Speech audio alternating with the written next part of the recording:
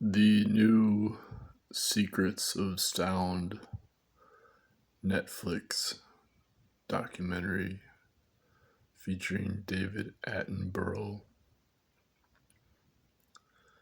is really fascinating.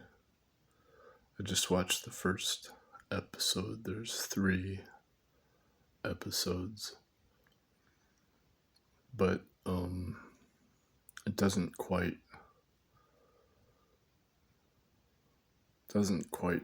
get to the fundamental secret of sound in nature. Fortunately, there's a new science paper by the quantum biologist Jack Tuszinski, who's in Alberta, Canada, and he co-authored it with like two or three other researchers, and it's about the secret of sound for memory storage as part of the quantum brain hypothesis. And it relies on the secret of splitting water as easy water. And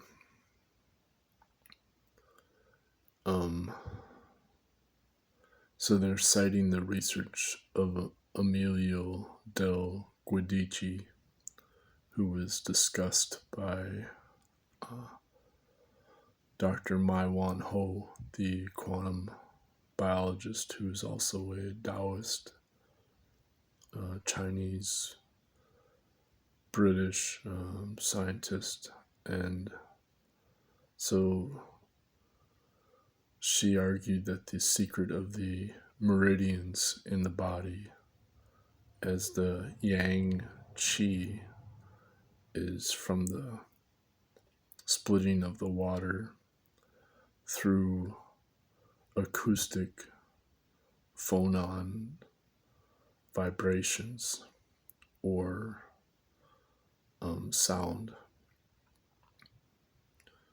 And so they both rely on Emilio del Guidici to point out that when water is split through acoustic vibrations, then you get the creation of virtual photons in the quantum vacuum. And so when you have these virtual photons, you're also getting interaction with antimatter, and as the magnetic moment of the virtual photon. So that's there's a 1/2 spin of the virtual photon through the relativistic mass of the virtual photon. And this is explained by Gerard de Hooft and Martin van der Mark in their paper, Light is Heavy.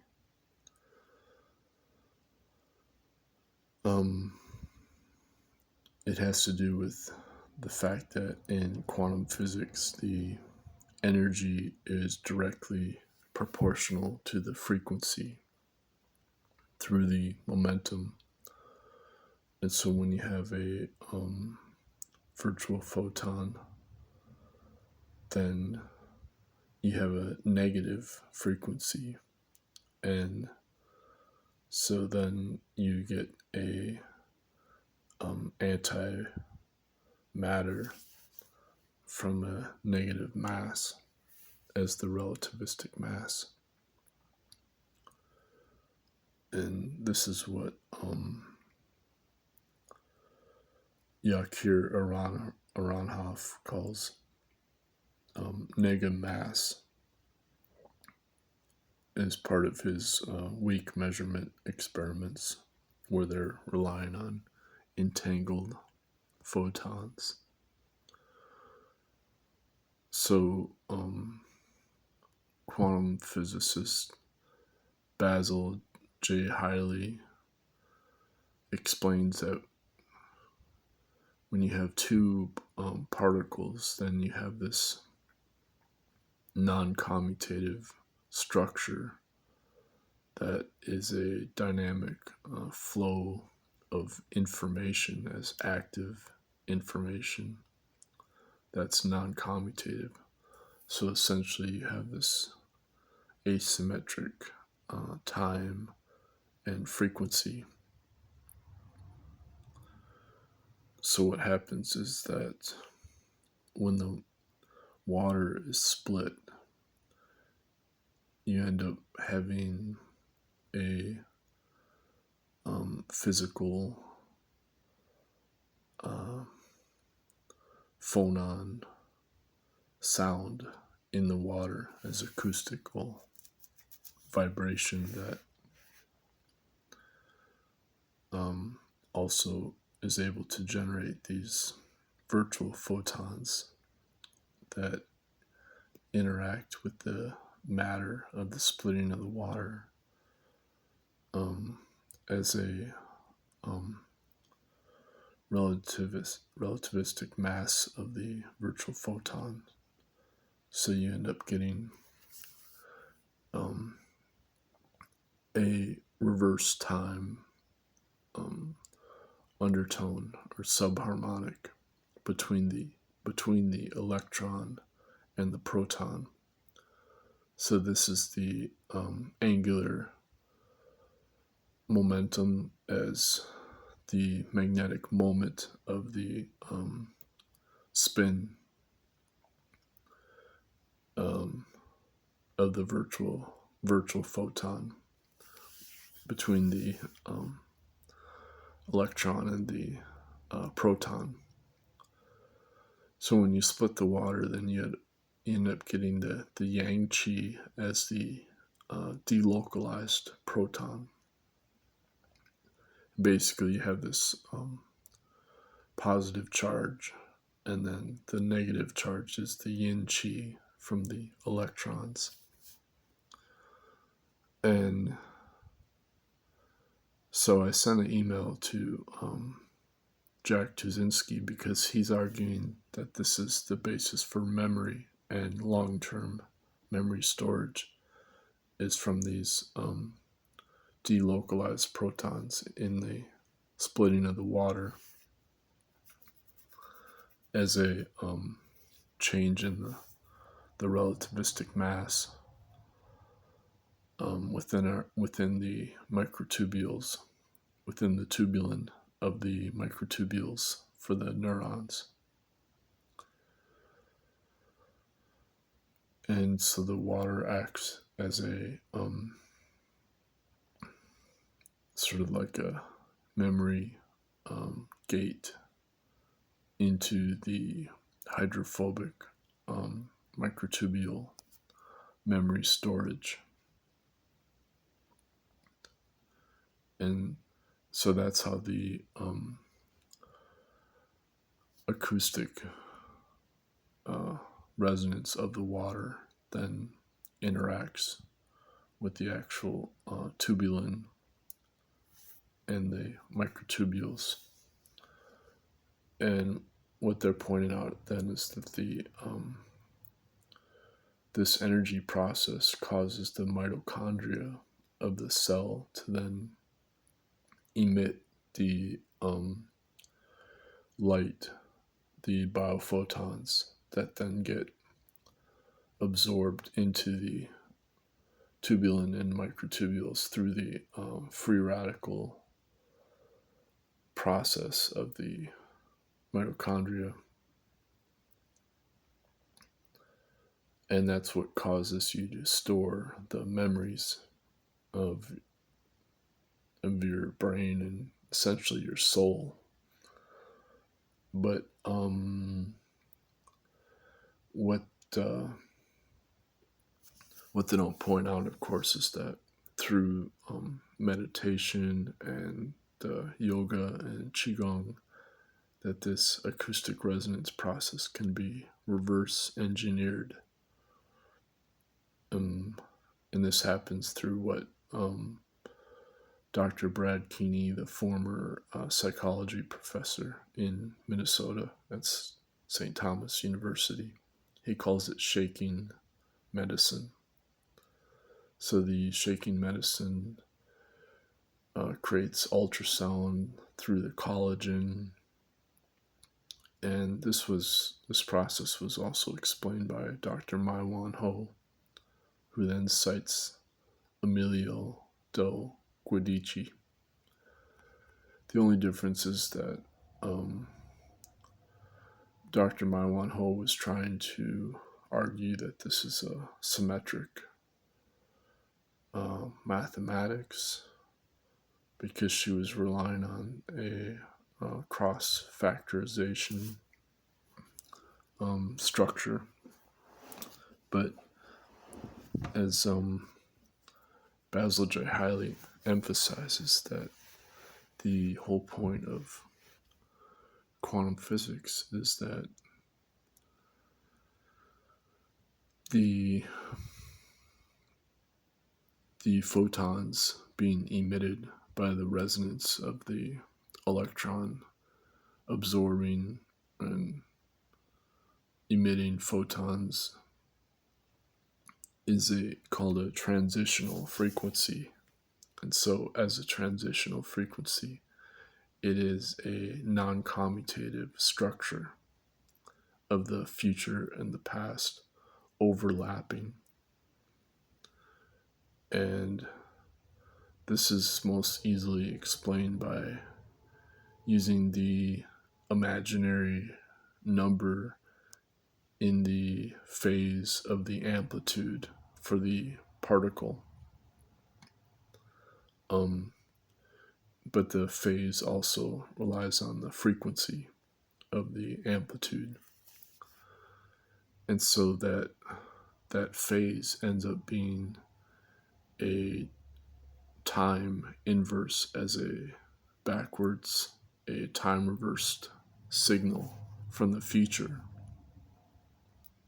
And again, this is demonstrated experimentally with the weak measurements. So you maintain an entangled photon, and then you can demonstrate that the future actually affects the past.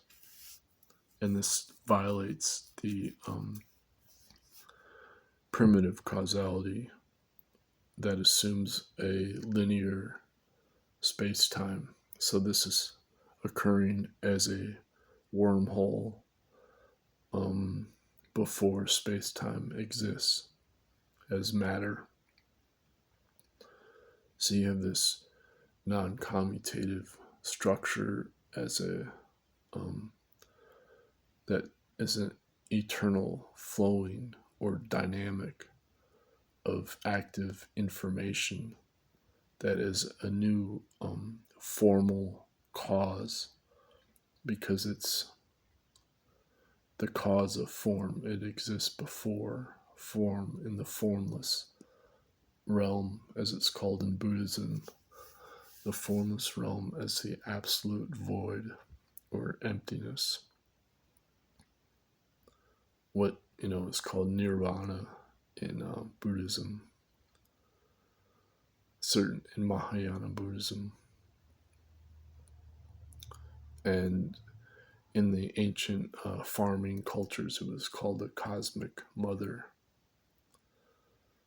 And if you go back far enough, this was traced to the female energy of nature as an inherent harmonization or love through bliss that then creates joy and love,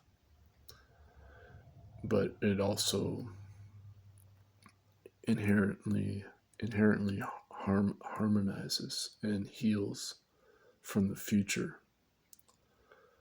So Louis de Broglie rediscovered this secret as what he called the law of phase harmony.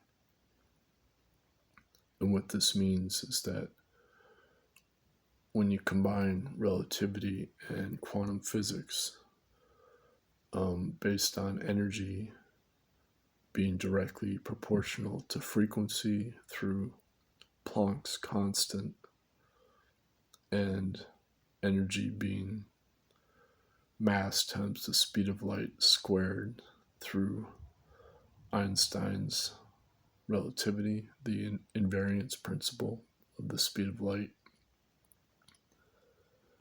When you combine those together, then you end up getting this law of phase harmony, where the future is guiding the past as what de Broglie called a pilot wave, but it's not a wave as defined in standard science, because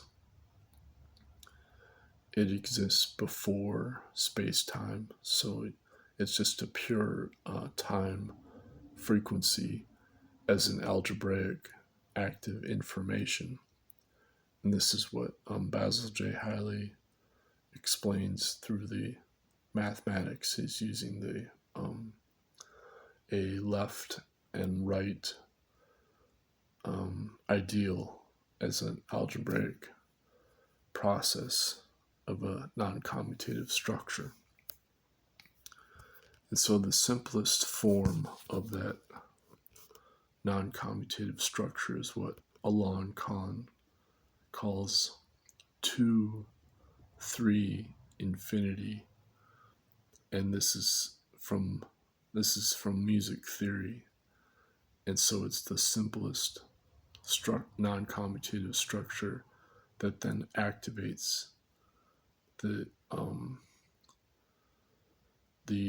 processor dynamic, and it does that through the secret of sound as a eternal listening that's superluminal. And this is what Jack Tuszinski calls the super radiance from the acoustic phonons that split the water.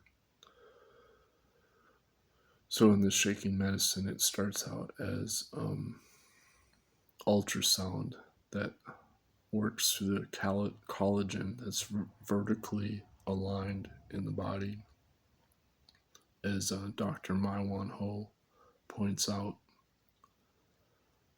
And the collagen is piezoelectric, so the ultrasound frequency also creates an electromagnetic conductance. And Aniri Bandiopahe then discovered that the ultrasound causes a 3,000 times amplification of the electrical conductance of the microtubules. And it does this through what Sir Roger Penrose calls negative resonance, meaning the tubulins have a negative refractive index with the microtubules. And because of that negative refractive index, you have a superluminal resonance of the acoustic phonon in the tubulin with the microtubules. So essentially, you have a superluminal negative frequency of the virtual photons that are activated via the ultrasound, and then this creates a negative resonance as infrasound or the extremely low frequency as a quantum undertone, or it's also called a quantum beat as negative resonance. So you literally have a phase reversal as a time reversed negative resonance from the future for a negative frequency. And this is what the law of phase harmony by de Broglie first revealed as the secret of the relativistic quantum dynamic. That's also the basis for the 1/2 spin. And so when I contacted Dr. Jack Tuszinski, I was simply pointing out that Andrija Puharich figured this all out on his own when he was doing military paranormal research. But he wasn't alone, because Olivier Coster-de-Beauregard also figured this out, because he was a protege of Louis de Broglie. So Olivier Coster-de-Beauregard argued that reality is inherently paranormal because of this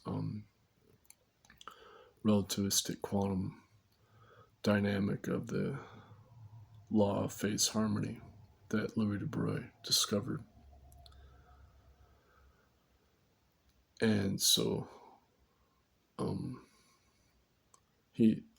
Coster-de-Beauregard, he called it, he had a book called Time, a Real Magnitude, a Physical Magnitude. But he was coming at it from the relativistic invariant of the speed of light. So he was arguing that our perception of it is always asymmetric, whereas because of the relativity, it's always invariant as symmetry. And this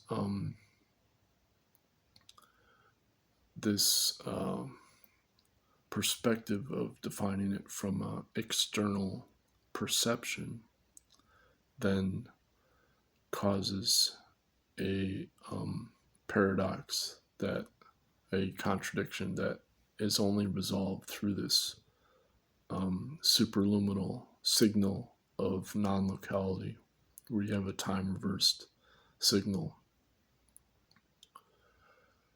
And this paradox was also recognized by another protege of Louis de Broglie named J.P. Vigier. And so recently somebody who reads my research and commented asked me about what was called the world tube, referenced by who was the scientist? Haas. His last name is Haas. But he's essentially relying on the same Louis de Broglie law of phase harmony. And so when you look up the world tube, what it is, again, is this pre-space-time superluminal signal from the relativistic quantum dynamic. And J.P. Vigier, he's saying, in contrast to Coster-de-Beauregard, there can be no causal paradox that violates what Einstein called primitive causality, where you have a linear time of cause preceding effect. But what both Vigier and Coster-de-Beauregard were ignoring is that science relies on external observation using technology for the measuring process. But in meditation, you rely on listening directly by resonating directly the sound itself. And so this is the true secret of sound in quantum biology that Ramana Maharshi in India called Muna Samadhi, or silence Samadhi. And his protege, the yogi Punjaji, or Papaji as he was affectionately called, but his name was H.W.L. Punja. And he explains that you have this listening process that happens before space-time in the brain. And Ramana Maharshi said that people, they want to think of the self as light from enlightenment, but he says that that's not true, that the self is actually this ether.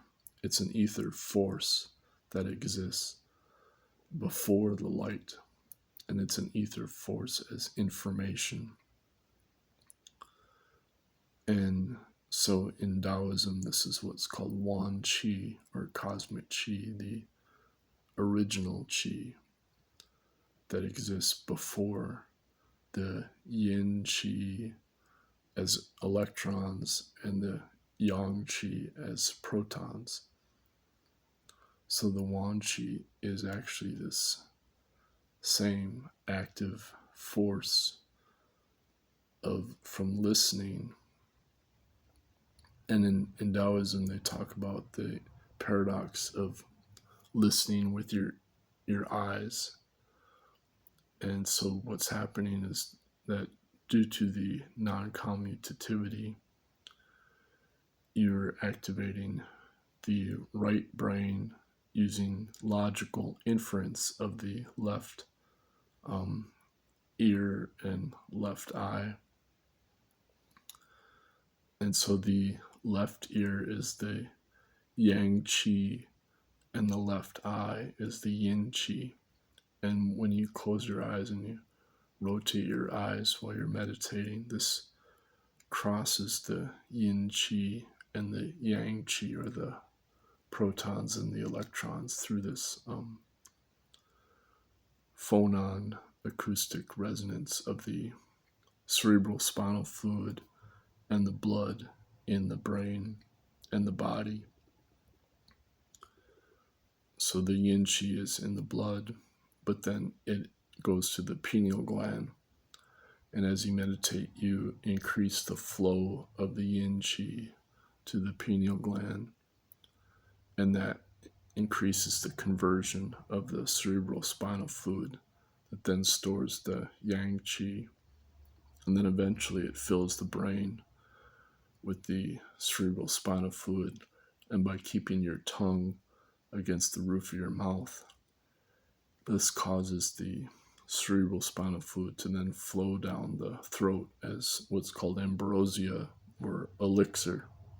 And it's stored in the lower dantian, the pit of the stomach, and then back into the neurons of the small intestines as the second brain.